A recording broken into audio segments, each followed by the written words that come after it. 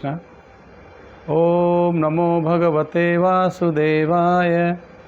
हरे कृष्णा भक्तों, पिछले कुछ दिनों में आप देख रहे हो सोशल मीडिया में या न्यूज़ में एक बहस छिड़ी हुई है, और वो बहस है बहुत संवेदनशील विषय की बहस है वो।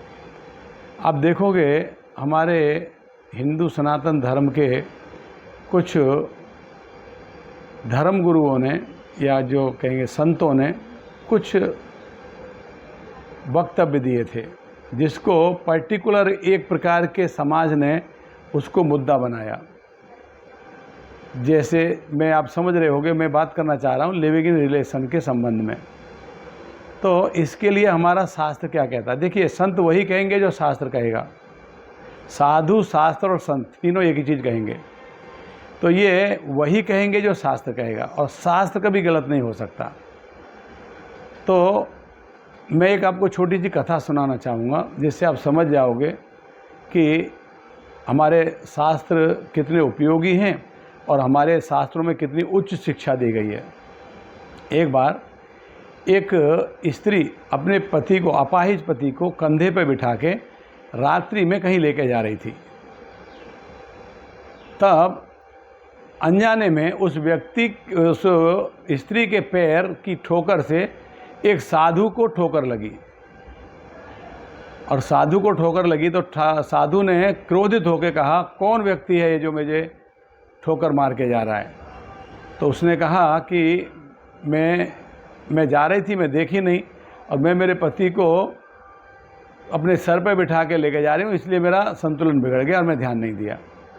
तो उन्होंने कहा कि तुम अब जिस पति की तुम रक्षा कर रही है, जिस पति को तुम लेके जा रही है, उस पति की सूर्योदय के होते ही मृत्यु हो जाएगी। ऐसा उसने श्राप दे दिया क्रोधित होकर। मगर उस स्त्री ने देखिए क्या किया। उस स्त्री ने कहा, वो उधर रुक गई।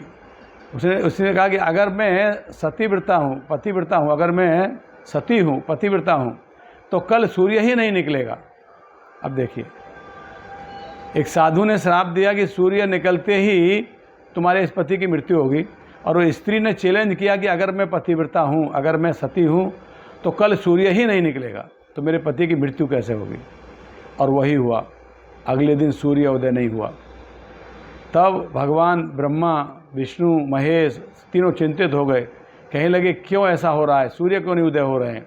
तब पता लगा कि एक स्त्री ने ये संकल्प लिया है कि अगर मैं पतिव्रता हूँ और सती हूँ, मैंने स्वप्न में और मन से और कर्म से कभी किसी का परिपुरुष का चिंतन नहीं किया, तो कल सूर्य नहीं निकलेगा, ऐसा उसने संकल्प लिया है। तो तब तीनों देव वहाँ पे आ गए और उस स्त्री से प्रार्थना करने लगे कि आप अपनी शर्त को वापस ले लीजिए। तो उन्होंने कहा कि मेरे पति की मृत्यु हो जाएगी। इन्होंने श्राप दिया है संत ने। तो बोले, नहीं, हम तुम्हारे पति को वापस जीवित करेंगे, मगर आप अपने इस वचन को, संकल्प को वापस ले लीजिए। तो ये शक्ति है एक सती और पतिव्रता स्त्री के जो पवित्रता की शक्ति है ये।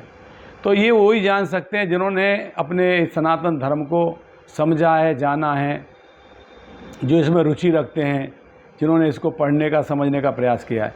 जो लोग पाश्चात्य कल्चर की तरफ भाग रहे हैं, जो समाज से टूटते जा रहे हैं, वे ऐसा समझ रहे हैं कि इस शास्त्रों का विरोध करने में ही हमारी बढ़ाई है, हम बहुत बड़े बन जाएंगे, हम बहुत फेमस हो जाएंगे, हमको बहुत ज़्यादा व्यूज़ मिलेंगे, या हमको बहुत ज़्यादा लोग जान जाएंगे। ये बहुत ही अपमानजनक चीज़ है। तो मेरा उन लोगों से निवेदन है, हाँ, मैं एक चीज़ कह सकता हूँ, संत को भी अपने शब्दों का चयन करना चाहिए बोलते समय।